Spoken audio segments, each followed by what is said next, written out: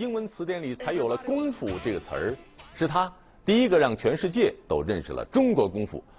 李小龙并不是香港电影的功夫表演之王，但却是真正的功夫之王。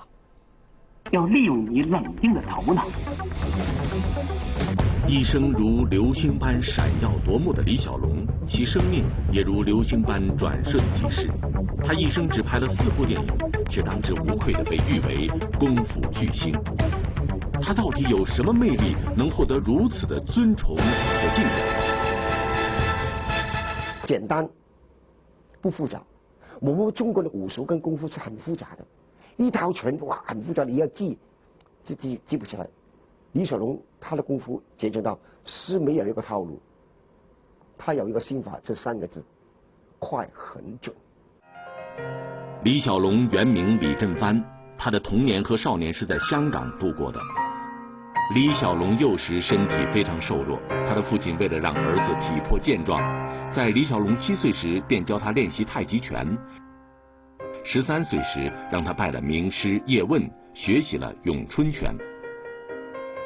就係咁多啫，唔好打好多嘢嘅，唔好打喺手度，啪啪啪啪啪啪啪啪，沒有，冇嘅，係啪就中啦。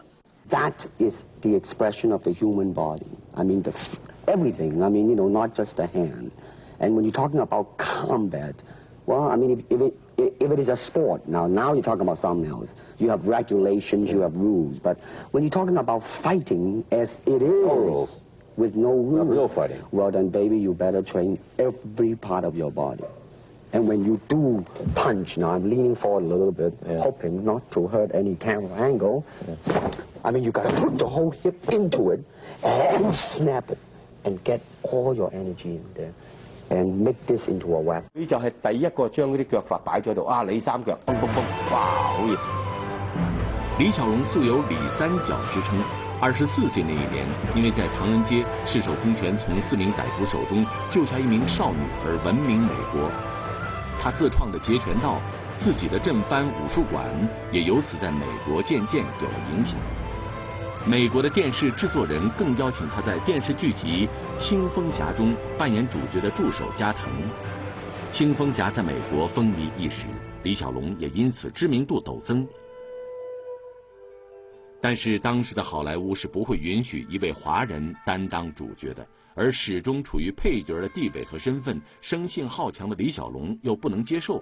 经过激烈的思想斗争，李小龙最终毅然决定回到故乡香港，寻求新的发展。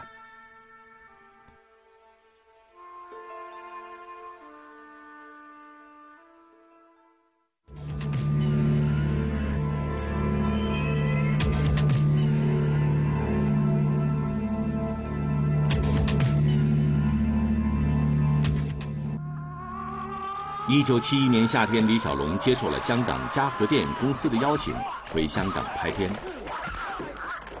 在一部以中国武术为题材的电影《唐山大兄》中，李小龙扮演了一个在泰国工厂做工的中国劳工。工厂老板以制冰为幌子，将毒品藏在冰里销售。李小龙扮演的角色郑朝安忍无可忍，终于以快速凌厉的腿功将打手一一击倒，并和心狠手辣的老板开始了最后的决斗。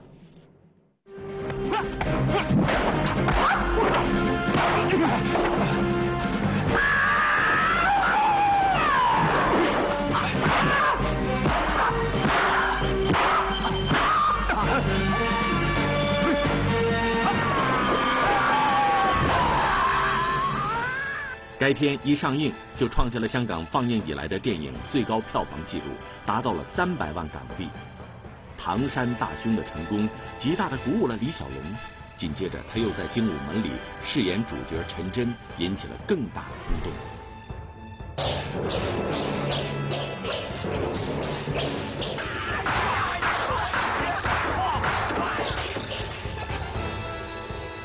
李小龙在片中敢做敢当的大无畏精神，惊人的打斗技巧，特别是他的拿手武功李三角和地毯拳以及独有的吼声，都给观众留下了深刻的印象。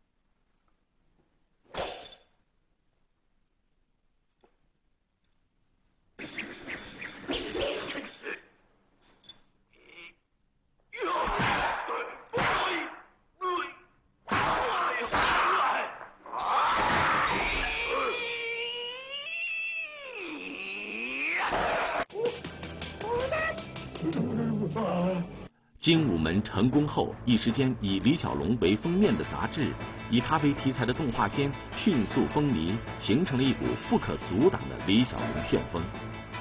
2部影片的成功，让李小龙跻身香港功夫片王者至尊的地位，而李小龙的独门功夫截拳道也成为了香港热爱功夫電影的影迷心中無法超越的新事物。佢喺美國練緊截拳道，我又問佢咩叫截拳道，話鬥快咯，啪，你出拳，砰，我要快過你嘅，叫截拳道。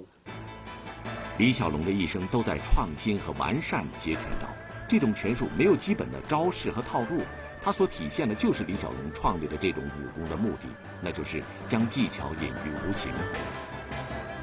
截拳道在武术界和电影界的巨大成就，引得无数电影竞相模仿精武门。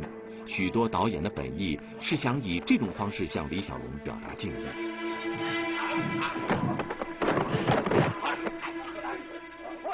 这些具有模仿痕迹的电影中也不乏佳作，其中最出名的就是由陈嘉上导演、李连杰主演的《精武英雄》。影片在精神气质上与李小龙主演的《精武门》一脉相承，只是在动作设计上以更为现代的方式体现了截拳道快准狠的基本原理。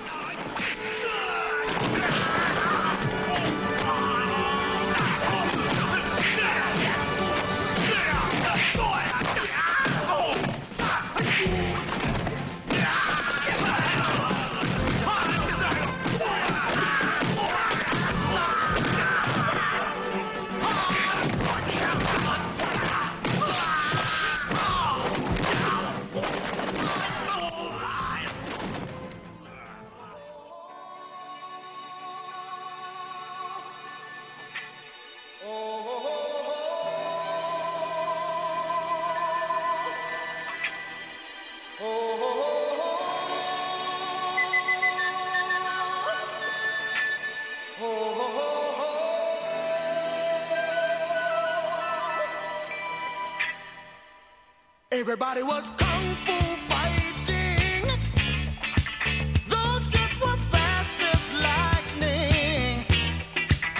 In fact, it was a little bit frightening. But they fought